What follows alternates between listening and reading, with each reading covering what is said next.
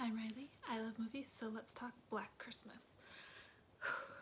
Okay, so this is kind of controversial-ish right now because of what happened in this movie and what was talked about, but I will start by saying the 1974 version is the best out of the three.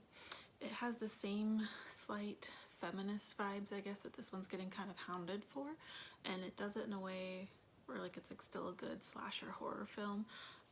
I don't really talk about or enjoy the 2006 version. It has a lot of people, like actors I recognize, so that brings me to today's version of Black Christmas. Personally, I didn't like it, and I've had some people kind of get upset about me for that because I am a female, but I don't understand why that means I have to like all feminist movies, and I'll explain why in a second. But in this movie, I only recognize the two actors, right? Everyone else is kind of like they've been in stuff, but not enough for me to recognize. I recognize the main girl who is named Riley, Imogen Poots, and then Cary Elwes from Princess Bride. And the whole time I'm like, why is the princess guy, bride guy, the bad guy? And it kind of sucks that like that's all I think about him for. He's been in other things, but that was my favorite for him. Like he's still gorgeous, of course, right? But so he's the professor, and of course he's kind of a douche in this. He's like the bad guy, but I mean like kind of all guys are seen as the bad guy. Like even one of the main character's best friends has a boyfriend and they treat him kind of like shit. And that's the point like of this movie that I didn't like. And I'm sure you may or may not have heard, but they just hammered this into you so much, like these feminist like women rule kind of vibes way too much. And there's nothing wrong with that because like I said, there are movies that can show it in a good way, and it was to the point where it was kind of strange, and I actually had to look up who directed this one because it felt overkill to the extreme. Because in the trailers and having seen the other two versions, I was really excited to see pretty much a really good slashy trashy horror movie, right? Like almost like to the point where like they're kind of hard to mess up nowadays, but people still can if they take them in weird directions, and that's what happened here. So right, so she is the main character, is sort of like retreated back from her life because a couple years ago she was assaulted, and she reported it, and like no one believes her, not even her best friend, who's the one that's, I guess she's not annoying, she's just too, no, it's annoying because like there's a good way to like get people on your side and inform people of issues, but they make her character too extreme. Like she could have been just as awesome, like the things she was talking about, like getting certain books out, getting different races, religions, and things into classes. Like those are all of course important topics, but she's to the point where like her character's so extreme it's almost a caricature, and it almost felt like they were being made fun of in a way. And that's why I didn't like this movie. Things were too extreme where it's just like, that's why I checked, like I said, if the director was a man or a woman. Who is a woman. It's Sophia Takal. I've never really heard of her before, but like it was so much that I felt like they were almost making fun of feminists, and that's the point where it's like it's too much. And when you read, because I had to read back and see why they did it this way, is because well, first of all, they made it PG-13, which is like, okay, whatever, like scary movies can be like that and still good. This one was not, because she said she wanted to make it PG-13 so she could get like younger audience in there, and I'll let you know there was about 5 or 6 other people in the audience with me, and they were not young teenage girls or boys, period. Like they were just, I went at a 7 o'clock time, so there should have been a packed audience, and there wasn't. I mean, granted, Jumanji came out as well, but still, like, horror movies have their place, and it shows you that the trailer wasn't very good. This was before the reviews were out, so just the story wasn't drawing people in. And the story you were promised in the trailer happened, like everything in the trailer happened, but that was like everything. Like the rest of the slashy horror stuff wasn't there. It was too much of this, like, oh, this happened and then this happened, with like nobody believing me, like you don't even believe in me, so I have to run around telling everyone. And the main character Riley is trying to like get everyone to like just because she's like retreated into herself, but others people are like, do stuff, be yourself, go out into the world. And it's like, you're allowed to take things at your own pace, especially when something like that happens to you. And the fact that your own best friend doesn't even believe you, but she's so outspoken on all these other issues is very frustrating, even as a viewer, right? But that shows you like that's what happens sometimes in the real world. But then her friend is like taking up the hammer on all these other issues, but you're not going to believe and help your friend. And she posts a video about them doing their Jingle Bell, like Mean Girls type song, but they change it to being like being assaulted, and then like when we said no and things like that, and then she says like the guy raped her at the end, and she posts the video and she like refuses to take it down, and they get in this huge fight, and it's just like that leads up to like the horror part where like they're being stalked and killed.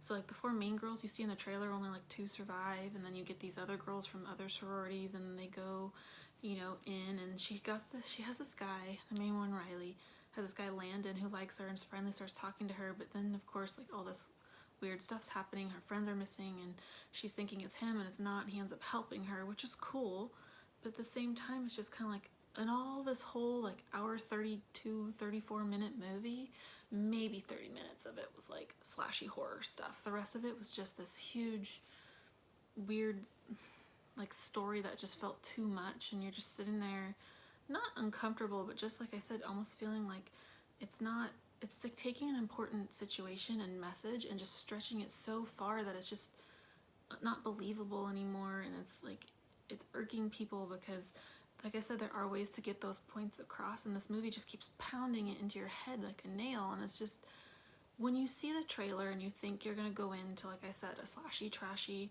horror movie type thing, and you get this, it's not the film that was like promised to you. And yes, I've seen the other 2, and yes, the first Black Christmas has this kind of vibe and women taking control and women surviving, but like horror movies have always been like that. Like when you really truly think about it, women always end up taking control and winning over the situation, right? So that's not something that's new or necessarily even have changed. It's just the way they were trying to set this one up was making it such a feminist vibe and taking control. And it's like, you can do that and not to this extent where it was just almost uncomfortable to watch, because